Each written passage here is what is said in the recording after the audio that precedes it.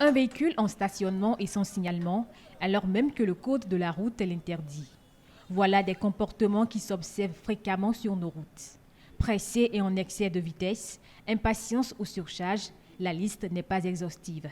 Et pourtant, la courtoisie, d'abord, on sait que c'est de la politesse raffinée dans notre contexte, c'est-à-dire la conduite. Nous devons apprendre à partager la circulation. Ce que moi j'entends par la courtoisie, c'est de céder la voie à son prochain, même si tu as la priorité. Priorité ou courtoisie?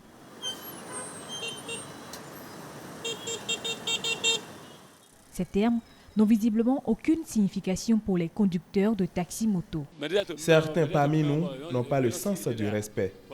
Ils ont l'insulte facile, ce qui n'est pas convenable. Et si dernièrement, ces pratiques discourtoises semblent disparaître, ce n'est qu'une impression. C'est les cache-nez, chers journalistes. Sinon, les hymnes, ils n'ont pas changé et ils ne sont pas prêts à changer. Les conducteurs de taxi-moto ne sont sûrement pas les seuls à incriminer sur la route. Tout le monde, ou presque, est déjà passé en mode zéro patience à la conduite. Pourtant, il en faut peu pour bien vivre ensemble sur la route. Tout conducteur au volant, face à n'importe quelle situation, doit d'abord garder son calme. Parce que quand il garde son calme, il évite par exemple d'injurier. La courtoisie au volant doit passer d'abord par le respect strict du code de la route. Être courtois au volant consiste également, par exemple, à garer son véhicule avant de prendre son téléphone.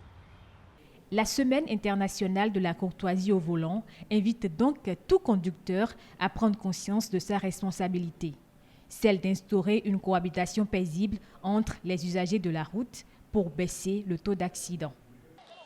Lorsqu'on parle d'automobile ou d'engin, on est obligé d'être courtois. La personne déjà conduit mal. Pourquoi je veux m'énerver? S'il a fait ça, tu prends son froid. C'est tout. Et un rappel, s'il le faut encore. Un conducteur ne doit pas prendre d'alcool. Jamais. Ça, c'est interdit formellement. Selon le Centre national de sécurité routière, le Bénin a enregistré en 2019 2 décès et 12 blessés par jour. Principale cause, l'excès de vitesse. Des chiffres pour rappeler à la mémoire collective que la courtoisie au volant, c'est tous les jours et pas seulement une semaine dans l'année.